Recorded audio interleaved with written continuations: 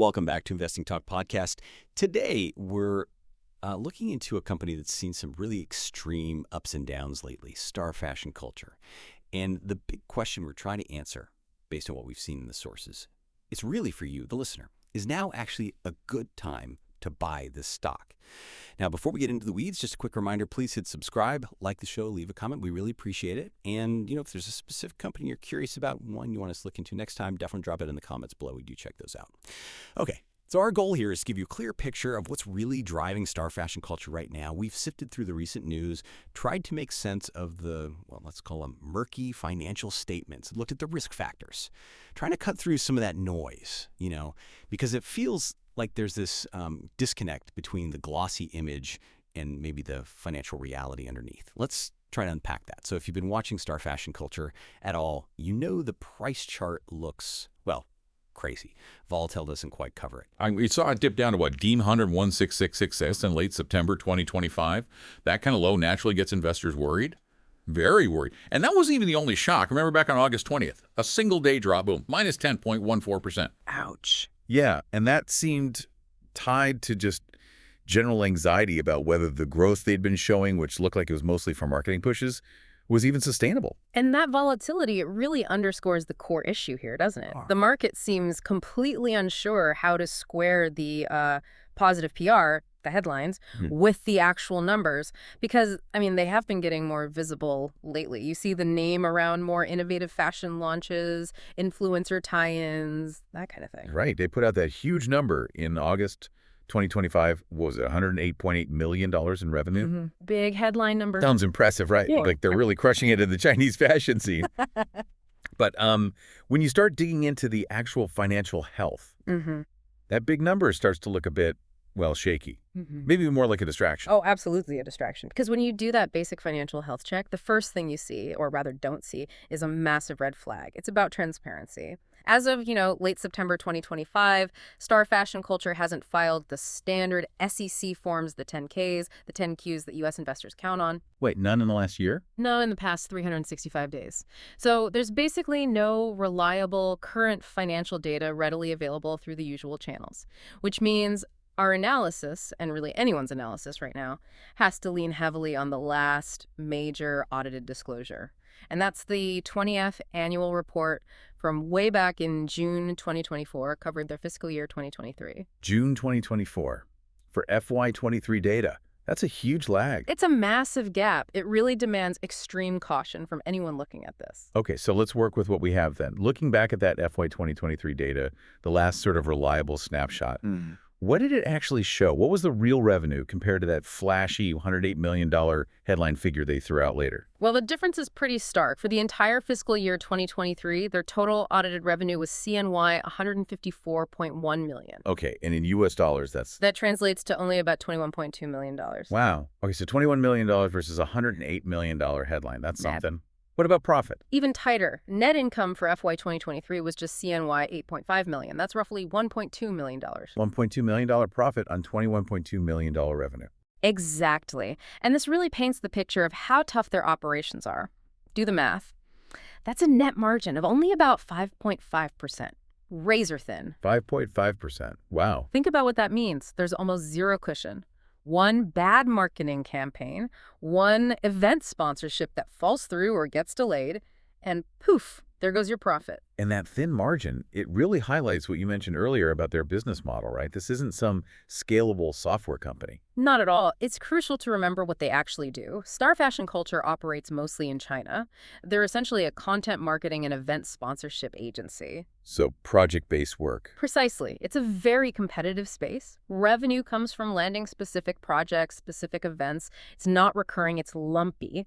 And when you look through those old filings, searching for any sign of a real competitive advantage, like a protective moat, You don't find one. you just don't see it. Their profitability seems entirely dependent on constantly landing the next deal, the next event. It's a tough, low-margin grind. Okay, so given those tiny 5.5% margins we saw in the last reliable data, These upcoming events on their calendar aren't just noise. They sound absolutely critical. Mission critical is right. The next 3 months could really swing things, adding to the volatility. What are the key dates we should be watching? All right, first up is October 15th, 2025. That's their scheduled Q3 earnings release. Investors are starving for current data, especially on those margins. We can't keep looking back at FY23 forever. Need to see if anything's improved there. Okay, what's next? Then, October 25th. This one's external. A major ETF rebalancing is expected. Now, this might not reflect the company's health directly, but these rebalancings can cause big temporary price moves just from fund flows. Something to be aware of. Right, technical factor. Yeah. And the third date? November 10th. That's when we should get reporting around the Singles' Day holiday in China. Ah, the big shopping event. Exactly. It's a huge barometer for Chinese consumer spending and a key test for Star Fashion's marketing effectiveness. A week showing there would be a really bad sign about their core market exposure. Okay, so lots of potential catalysts for volatility. Speaking of which, let's rein slightly to the summer. Something positive seemed to happen in July 2025, right? They raised some cash. They did. They closed an $8.6 million equity offering. That came after the SEC gave the okay on their Form F-1 registration. So $8.6 million in the bank. For a small company with margins that thin, that sounds like a needed lifeline, right? Bolstering liquidity. On the surface, yes. More cash is generally good, especially when margins are tight. Liquidity is key. But, and this is a huge but, you absolutely have to look at the context, the fine print around that cash raise. Uh-oh. Okay, so they just went through this whole process, got public investors to put in $8.6 million based on presumably a positive story, despite the old weak financials we just discussed. What happened right after they got the money? This is where, frankly, things go from concerning to alarming. It's the signal that, for me, really dominates the analysis. That same prospectus supplement, the one detailing the successful cash raise, also revealed significant planned insider sales. Planned sales. By whom? By two entities controlled by top insiders, the chief financial officer and the co-founder. Together, they filed plans to sell a combined 4 million shares onto the open market. Wait, let me get this straight. They raised $8.6 million from the public. And almost immediately, the CFO and co-founder announced plans to dump 4 million of their own shares. That's what the filings indicate. Wow. That just screams a lack of confidence from the people who should know the business best, doesn't it? Yeah. It feels like they're cashing out while they can. It's arguably the strongest signal in this whole story. And it fundamentally changes the governance picture. This planned sale doesn't just dilute existing shareholders, it significantly cuts the insiders' own beneficial ownership and voting power. How much does it drop? Their combined control goes from over 55% down to just above 35%. Think about that. Why would the core leadership team reduce their stakes so drastically right after bringing in fresh public money?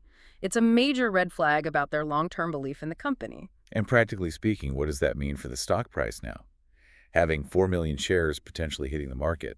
It creates what's called a supply overhang. It's this big block of shares just sitting there waiting to be sold. That tends to put a lid on any potential price appreciation, almost regardless of news. It's a technical wet blanket on the stock. Makes sense. New buyers are hesitant if they know a big seller is waiting in the wings. Exactly. It's a major deterrent, especially for institutional investors. So how is the market actually reacting? What does the technical chart look like beyond just the volatility?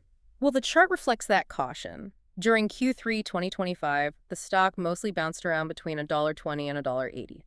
And if you look at the moving averages, they confirm a sort of gentle underlying downtrend. The 50-day was around $1.42 recently, and the 200-day around $1.56. Below both key averages then? Yes. And maybe more importantly, the historical volatility is calculated around 45%. Is that high? That's very high, well above what you'd typically see even for a small cap stock. It tells you the price moves aren't just frequent, they're often quite sharp and unpredictable. Makes it incredibly difficult to trade or invest with any confidence. Okay, so weak fundamentals, questionable insider actions, high volatility. Are there any potential positives on the horizon? Any rumors or catalysts people are maybe pinning hopes on? There are always rumors floating around with stocks like this. You hear whispers about, potential strategic partnerships, maybe getting included in some high-growth ETF, or even talk about expanding into AI-driven fashion analytics. AI fashion analytics. Okay. But look, those are purely speculative at this point. What's not speculative is the significant regulatory risk. We absolutely have to circle back to that. Right, the China connection. Yes. As a Chinese company listed in the U.S., Star Fashion Culture faces major exposure to legal, financial, and operational risks tied to the People's Republic of China. This isn't unique to them, but it's critical context. It includes things like the ongoing uncertainty around U.S.-China cross-border listing rules, the potential for delisting if U.S. regulators like the PCIOB can't fully inspect their audits. It's this constant regulatory cloud that just hangs over these stocks, an existential risk, really. Okay, so let's try to pull all these threads together. If we put the pros and cons side by side, how does the balance sheet look, metaphorically speaking? On the plus side, you could maybe point to low debt levels. They did report positive operating cash flow in that old data, and they did just get that cash infusion from the July offering. Structurally, those could be seen as positives. True, those points exist. However, the list on the negative side just feels so much heavier, so much more impactful right now. You've got the fundamental issue of chronic regulatory uncertainty. You have revenue that seems heavily reliant on these one-off volatile event contracts. You have that glaring lack of recent reliable audited financial data, the transparency gap. And then layered on top of all that, you have the really damning signal, the planned heavy insider selling, management heading for the exits, essentially. So factoring all that in, the sparse data, the insider moves, the risks, what's the final assessment? Based purely on the investment merits, what's the verdict on Star Fashion Culture? Well, pulling it all together from the sources, the conflicting signals, the final analysis is pretty clear, unfortunately. The overall rating for Star Fashion Culture, based on this review, has to be very low. We're talking 2 out of 10. 2 out of 10. Ouch. Yeah.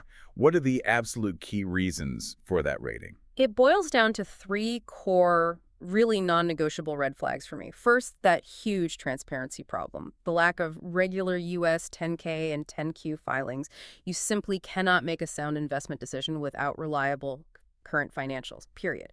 Second, the high risk of dilution combined with that terrible governance signal from the insiders planning to sell 4 million shares. It just screams a lack of confidence from the very people running the show.